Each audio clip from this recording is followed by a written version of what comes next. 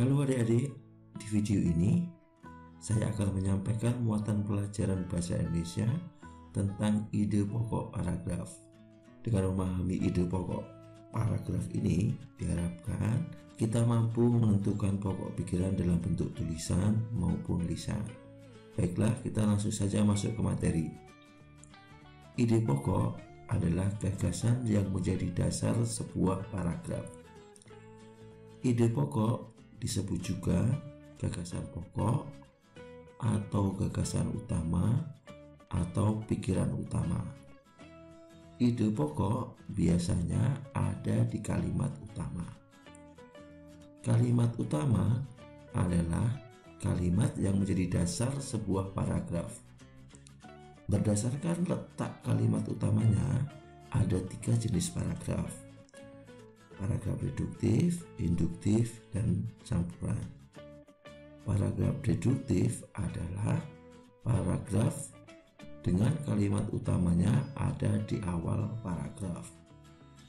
Paragraf induktif, kalimat utamanya terletak di akhir paragraf. Sedangkan paragraf campuran, kalimat utamanya terletak di awal dan akhir paragraf. Setiap paragraf tersusun dari ide atau gagasan pokok dengan kalimat pengembang atau penjelas. Jadi setiap paragraf tersusun dari ide pokok ditambah dengan kalimat pengembang atau penjelas. Untuk lebih mudah memahami, kita lihat contohnya berikut ini. Salah satu ciri makhluk hidup adalah bergerak. Secara umum, gerak dapat diartikan berpindah tempat atau perubahan posisi sebagian atau seluruh bagian tubuh. Makhluk hidup bergerak apabila ada rangsangan yang mengenai sebagian atau seluruh bagian tubuhnya. Dari contoh paragraf di atas, kita dapat menentukan ide pokoknya adalah salah satu ciri makhluk hidup adalah bergerak. Sedangkan kalimat pengembang atau penjelasnya, secara umum gerak dapat diartikan berpindah tempat atau perubahan posisi sebagian atau seluruh bagian dari tubuh. Makhluk hidup bergerak apabila ada rangsangan yang mengenai sebagian atau seluruh bagian tubuhnya. Untuk lebih jelasnya, kita ambil contoh yang kedua. Otot disebut alat gerak aktif karena otot memiliki suatu senyawa kimia yang membuatnya dapat bergerak. Pada saat otot yang menempel pada tulang bergerak, otot tersebut akan membuat tulang bergerak.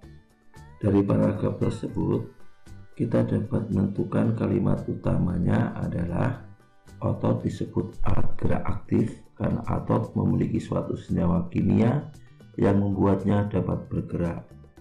Kalimat pengembang atau penjelasnya, pada saat otot yang menempel pada tulang bergerak, otot tersebut akan membuat tulang bergerak. Dari kalimat utama tersebut, kita dapat menentukan ide pokoknya adalah otot adalah alat gerak aktif.